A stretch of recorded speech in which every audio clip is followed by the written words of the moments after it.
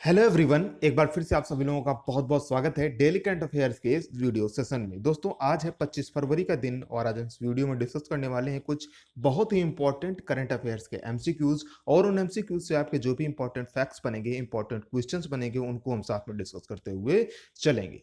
तो चलिए स्टार्ट करते हैं आज का वीडियो। लेकिन वीडियो स्टार्ट करने से पहले मैं आपको बार फिर से रिमाइंड कराना चाहूंगा कि आपने अभी तक अगर टेलीग्राम चैनल को ज्वाइन नहीं किया है तो उसको जरूर से जा करके ज्वाइन कर लें। आपको डिस्क्रिप्शन बॉक्स में एक लिंक मिल जाएगा, उसको क्लिक करके आप आसानी से उसको ज्वाइन कर सकते हैं, या फिर आप टेलीग्राम ऐप पर जा करके सर्च बॉक्स में टाइप कर सकते हैं academy24x7gs।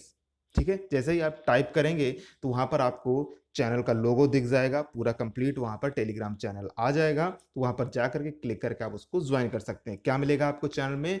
आपको इंपॉर्टेंट एमसीक्यूज, इंपॉर्टेंट नोट्स और अलग अलग प्रकार की बुक्स का आपको पीडीएफ भी मिलेगा। ठीक है, तो आपके लिए काफी इंपॉर्टेंट आपका ये ग्रुप है, जरूर से जाकर के ज्वाइन कर लीजिएगा। चलिए स्टार्ट करते हैं आज का वीडियो और लेते हैं पहला क्वेश्चन। हाल ही में दुनिया के सबसे बड़े क्रिकेट स्टेडियम का उद्घाटन कहां पर किया गया? आप सभी जानते हैं कि कल के दिन दुनिया के सबसे बड़े क्रिकेट स्टेडियम का उद्घाटन किया गया। और ये कहां पर किया गया? भारत में किया गया। भारत में कहां पर, किस राज्य में किया गया? गुजरात में किया गया। गुजरात के किस शहर में किया गया? तो अहमदाबाद में इसका उद्घाटन किया गया। ऑप्शन सी आपका सही होगा। इसका नाम क्या है? मोटेरा क्रिकेट स्टेडियम, जहां पर आपका अभी भारत और इंग्लैंड के मध्य जो टेस्ट सीरीज चल रही है उसका तीसरा मैच वहां पर शुरू हुआ। जिस दिन ये मैच शुरू हुआ उसी दिन इसका उद्घाटन किया गया। कब? 24 फरवरी को इसका उद्घाटन किया गया। ठीक है, डे नाइट टेस्ट मैच आपका शुरू हो गया है। अच्छा, ये सबसे बड़ा क्रिकेट स्टेडियम है। किस दृष्टि से सबसे बड़ा स्टेडियम है? दर्शक संख्या के पॉइंट ऑफ व्यू से बहुत ही बड़ा स्टेडियम है। यहाँ पर दर्शक संख्या यानी कि एक साथ लगभग 1,10,000, कितने? 1,10,000 दर्शक एक साथ बैठ करके मैच का मजा ले सकते हैं, लुत्फ ले सकते हैं, मैच को देख सकते हैं। ठीक है, कितनी दर्शक क्षमता है? 1,10,000। ठीक है, इसका नाम, दूसरा नाम क्या है? सरदार पटेल क्रिकेट स्टेडियम भी इसे नाम से जाना जाता था। जी हाँ, मैं ऐसा क्यों कह रहा हूं? क्योंकि जिस दिन आपका उद्घाटन हुआ इसका, यानी कि कल जब उद्घाटन हुआ, तो गृह मंत्री, हमारे जो गृह मंत्री हैं अमित शाह जी, उन्होंने घोषणा की कि इस स्टेडियम का अब नाम होगा नरेंद्र मोदी स्टेडियम। ठीक है, नरेंद्र मोदी स्टेडियम। तो याद रखें, अगर आपसे क्वेश्चन पूछा जा सकता है, पूछा अगर जाए तो आपको जवाब जरूर से पता होना चाहिए कि नरेंद्र मोदी स्टेडियम कहाँ पर है।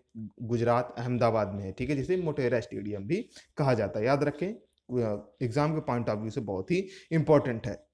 यहाँ पर एक क्वेश्चन और बनता है कि पिछले साल जब डोनाल्ड ट्रंप भारत आए थे तो उनके यात्रा के यादगार बनाने के लिए एक कार्यक्रम आयोजित किया गया था, नमस्ते ट्रंप, जो कहां पर आपका आयोजित किया गया था? इसी स्टेडियम में आपका आयोजित किया गया था। वो कार्यक्रम क्या था? लगभग फरवरी महीने में ही पिछले साल आपका वो कार्यक्रम आयोजित किया गया था। तो इस वजह से भी आपका ये क्वेश्चन इंपॉर्टेंट हो जाता है। तो याद रखें, आपके दिमाग में जरूर से रखें, अपने आगामी परीक्षाओं में आपसे पूछा जा सकता है।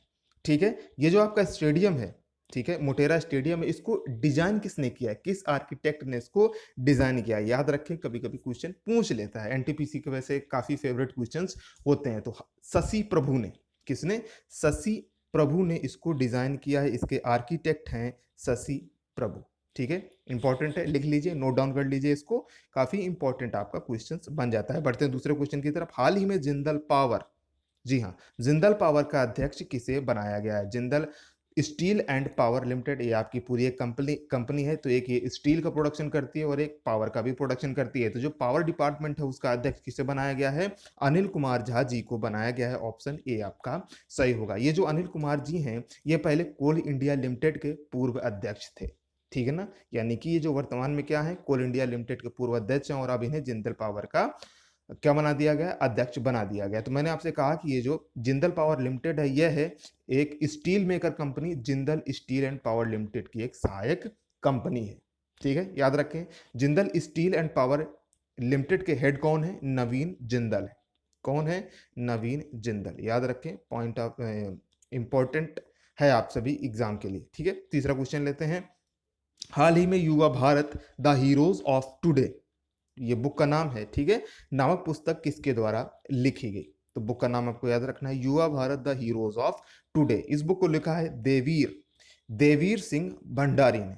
ठीक है, इस पुस्तक में 60 से अधिक प्रख्यात युवा व्यक्तित्वों की यात्रा का वर्णन है। ठीक है, कितने 60 से अधिक प्रख्यात युवा व्यक्तित्वों की, यानी कि फेमस यंग पर्सनालिटीज का इस पे डिस्क्रिप्शन है, उनकी जो जर्नी रही उनका उसमें डिस्क्रिप्शन है, पूरा वर्णन है, डिटेल से लिखा हुआ है। जैसे कि इसमें राजकुमार राव हैं आपके एक्टर, खेल मंत्री किरण रिजिजू हैं, ठीक है, भारतीय शूटर अभिनव बिंद्रा हैं, ठीक है, और भी लोग हैं जैसे विप्लव कुमार देव, आदि लोग इसमें शामिल हैं इस बुक में। तो याद रखें, Yuva Bharat the heroes of today, Devir Singh Bhandari. Video अगर आपको पसंद आ रहा है तो लाइक और शेयर जरूर से कर दीजिएगा। आपका एक लाइक एक शेयर हमें मोटिवेट करता है लगातार बेहतर से बेहतर काम करते रहने के लिए। अगर आप हमें फाइनेंशियल तौर पर अगर आप सपोर्ट भी करना चाहते हैं, जी हाँ, आप हमें अगर फाइनेंशियल तौर पर सपोर्ट भी करना चाहते हैं तो भीम यूपीआई का यूपीआई आईडी आपको नीचे डिस्क्रिप्शन बॉक्स में मिल जाएगी, वहां पर जाकर के आप हमें फाइनेंशियल सपोर्ट भी कर सकते हैं। ये आप पूरी तरह आपकी इच्छा पर भी निर्भर करता है। ठीक है, चलिए आगे बढ़ते हैं। चौथा क्वेश्चन लेते हैं, हाल ही में केंद्रीय उत्पाद शुल्क कब मनाया गया? ठीक है, यहाँ पर एक टाइपिंग मिस्टेक यहाँ पर होना चाहिए, केंद्रीय उत्पाद शुल्क दिवस कब मनाया गया? ठीक है, तो उसको आप नोट कर लीजिएगा, देख लीजिएगा ध्यान से, केंद्रीय उत्पाद शुल्क दिवस कब मनाया गया? तो ये आपका 24 फरवरी को मनाया गया, ऑप्शन डी आपका सही होगा। ठीक है, ये जो आपका दिवस है क्यों मनाया जाता है? तो इस दिवस को 24 फरवरी 1944 1944 को केंद्रीय उत्पाद शुल्क और नमक अधिनियम को लागू करने की स्मृति में मनाया जाता है। एक बार फिर से मैं दोहरा देता हूं इसका इंपॉर्टेंस ताकि आपको पता चल जाए। तो इस दिवस को 24 फरवरी 1944 को केंद्रीय उत्पाद शुल्क और नमक अधिनियम को लागू करने की स्मृति में मनाया जाता है। ठीक है, याद रखें, केंद्रीय उत्पाद शुल्क दिवस 24 फरवरी। पांचवा क्वेश्चन लेते हैं, हाल ही में किस देश ने गिद्ध के लिए विषैली दवाओं पर प्रतिबंध लगाया है? जी हाँ, बहुत इंपॉर्टेंट, आपका एक ईवीएस के पॉइंट ऑफ व्यू से भी काफी आपका इंपॉर्टेंट ये क्वेश्चन हो जाता है, तो याद रखें। ठीक है, तो गिद्ध के लिए विषैली दवाओं पर प्रतिबंध लगाया है बांग्लादेश ने, ऑप्शन ए आपका सही होगा। ठीक है, बांग्लादेश ऐसा करने वाला पहला देश बन गया है जिसने दर्द निवारक एक दवा है उस पर यह प्रतिबंध लगा दिया है। कौन सी आपकी वो दवा है? कीटोप्रोफेन।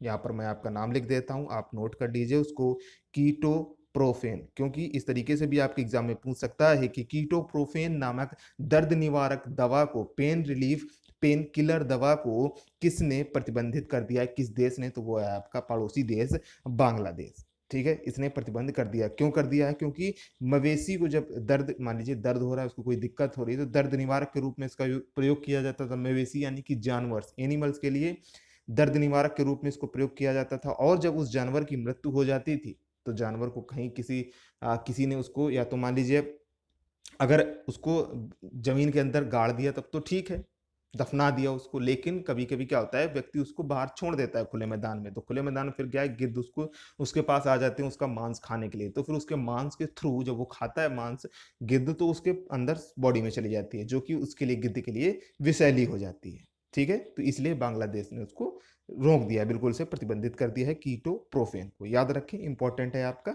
चलिए आगे बढ़ते हैं, छठा क्वेश्चन लेते हैं, हाल ही में पीडीपी के अध्यक्ष पद के लिए किसे लगातार 5वीं बार नियुक्त किया गया है? पीडीपी क्या है आपका? ये पार्टी है।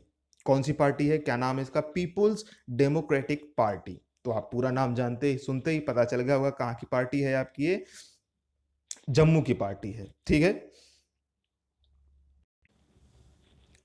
तो कहाँ की पार्टी है आपकी? जम्मू कश्मीर की पार्टी है, और इसकी जो प्रमुख है वो कौन है? महबूबा मुफ्ती है, उन्हीं को 5वीं बार इस पार्टी का अध्यक्ष के रूप में नियुक्त कर दिया गया। ऑप्शन बी आपका सही होगा। ठीक है, इनकी ये जो पार्टी है इसकी स्थापना किसने की थी, इसको बनाया किसने? तो इनके पिताजी, इनके जो फादर हैं वही इस पार्टी के फाउंडर हैं। कौन है फादर? मुफ्ती मोहम्मद सईद।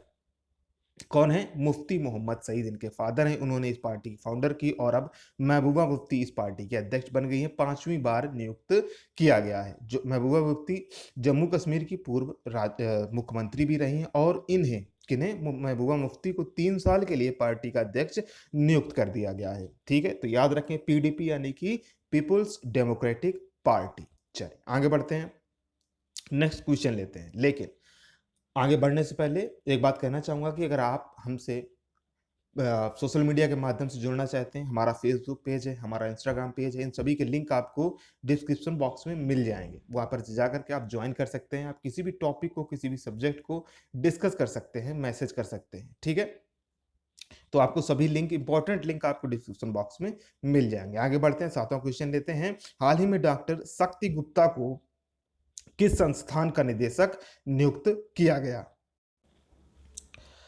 तो क्या क्वेश्चन है, डॉक्टर शक्ति गुप्ता को किस संस्थान का निदेशक नियुक्त किया गया है? तो इनको नियुक्त किया गया है एम्स जम्मू का निदेशक। ठीक है, ऑप्शन ए आपका सही होगा। एम्स का फुल फॉर्म क्या है, चलिए कमेंट बॉक्स में कमेंट करके बता दीजिए। तो इन्हें जम्मू कश्मीर के सांबा जिले के विजयपुर में आगामी एम्स के पहले निदेशक के रूप में नियुक्त किया गया। तो इस पॉइंट ऑफ व्यू से, यानी कि पहले निदेशक हैं एम्स के, तो इस वजह से आपका ये इंपॉर्टेंट हो जाता है। ठीक है, अभी ये वर्तमान में कहां पर है, एम्स दिल्ली में ये कार्यरत है। ठीक है, वर्तमान में कहां पर काम कर रहे हैं, एम्स दिल्ली में काम कर रहे हैं। जो आपका जम्मू में एम्स बन रहा है, तो उसका उद्घाटन या फिर ये कहें कि उसकी आधारशिला 2019 में प्रधानमंत्री नरेंद्र मोदी जी ने रखी थी। कब रखी थी, 2019 में उसकी आधारशिला रखी थी। बात हो रही जम्मू कश्मीर की, तो जम्मू कश्मीर को वर्तमान में उपराज्यपाल कौन है, मनोज सिन्हा है। क्योंकि आप सभी जानते हैं जम्मू कश्मीर क्या है, आपका केंद्र शासित प्रदेश है, तो वहां पर राज्यपाल नहीं होते हैं, उपराज्यपाल होते हैं, और जो कि आपका मनोज सिन्हा है। चलिए बताइए, लद्दाख के वर्तमान में उपराज्यपाल कौन है, कमेंट बॉक्स में कमेंट करके बताइए। आगे बढ़ते हैं, 8वां क्वेश्चन लेते हैं।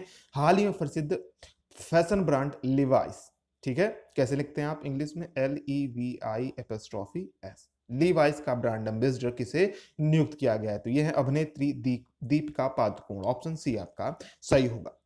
लिवाइस फैशन ब्रांड का ब्रांड एम्बेसडर दीपिका पादुकोण को नियुक्त किया गया है। दीपिका पादुकोण भारत में इस ब्रांड का चेहरा बनने वाली पहली महिला है। ठीक है, और ऐसा कंपनी क्यों कर रही है, क्योंकि ये जो महिलाओं के लिए, ठीक है ना, वीमेंस के लिए जो रेंज है, क्लॉथिंग रेंज है, उसका एक्सपेंशन करना चाहती है, उसको एक्सपेंड करना चाहती है, विस्तार करना चाहती है, इसलिए इसलिए ऐसा किया है। लुइस लिवाइस जो आपका ब्रांड है, ये आपका किस देश का है, ये आपका अमेरिकन क्लॉथिंग कंपनी है। ठीक है ना, अमेरिकन बेस्ड कंपनी है, इसका हेडक्वार्टर आपका कैलिफोर्निया में है। ठीक है, याद रखें, इंपॉर्टेंट है आपका। आगे बढ़ते हैं, आज के वीडियो में 8 ही क्वेश्चन थे, आप ले लेते हैं कल के क्वेश्चन का जवाब। मैंने आपसे कल पूछा था कि हाल ही में घोषित दूसरे खेलो इंडिया यूनिवर्सिटी गेम्स की मेजबानी कौन करेगा? तो खेलो इंडिया यूनिवर्सिटी गेम्स की मेजबानी कर्नाटक करेगा। ऑप्शन ए आपका सही होगा। ये इसका दूसरा संस्करण होने वाला है। देखिए क्वेश्चन में लिखा भी हुआ है, दूसरे खेलो इंडिया यूनिवर्सिटी गेम्स का। ठीक है, यूथ गेम्स से कंफ्यूज नहीं होना है, यूथ गेम्स आपका दूसरा होता है और ये खेलो इंडिया यूनिवर्सिटी गेम्स आपका अलग होता है। खेलो इंडिया यूथ गेम्स के अब तक 3 संस्करण हो चुके हैं, चौथा हरियाणा में प्रस्तावित है, आपका हो सकता है, और खेलो इंडिया यूनिवर्सिटी गेम्स का ये दूसरा संस्करण आयोजित किया जाएगा। ठीक है, हाँ, तो जो पहला आपका इसका संस्करण हुआ था, कहाँ पर खेला गया था, भुवनेश्वर में इसका आयोजन किया गया था। अब दूसरा कर्नाटक में प्रस्तावित है, इसका आयोजन किया जाएगा। ठीक है, अब ले लेते हैं क्वेश्चन ऑफ द डे, आज के प्रश्न। इसका जवाब आपको कमेंट बॉक्स में कमेंट करके बताना है। हाल ही में वितरित दादा साहब फाल्के पुरस्कार 2021 का सर्वश्रेष्ठ अभिनेता का पुरस्कार किसने जीता है? 4 ऑप्शन है आपके पास, इनमें से जो भी आपको ऑप्शन करेक्ट लगता है कमेंट बॉक्स में कमेंट करके आप अपना जवाब बता सकते हैं। आपके मन में अगर कोई सजेशन है तो वो आप हमारे साथ शेयर कर सकते हैं। आपको वीडियो कैसा लगा हमें जरूर से बताएं, पसंद आया तो लाइक और शेयर जरूर से कर दीजिएगा। और आपने अगर अभी तक चैनल को सब्सक्राइब नहीं किया तो चैनल को जरूर से सब्सक्राइब कीजिए और नोटिफिकेशन बेल को प्रेस कीजिए, जिससे आप कोई भी वीडियो मिस ना कर सके। और एक बार फिर से मैं रिमाइंड कराना चाहूंगा कि आपने अभी तक टेलीग्राम चैनल को ज्वाइन नहीं किया है तो जरूर से जाकर के उसको ज्वाइन कर लीजिएगा। थैंक्स फॉर वॉचिंग, मिलते हैं नेक्स्ट वीडियो में, तब तक के लिए आप सभी का बहुत बहुत धन्यवाद।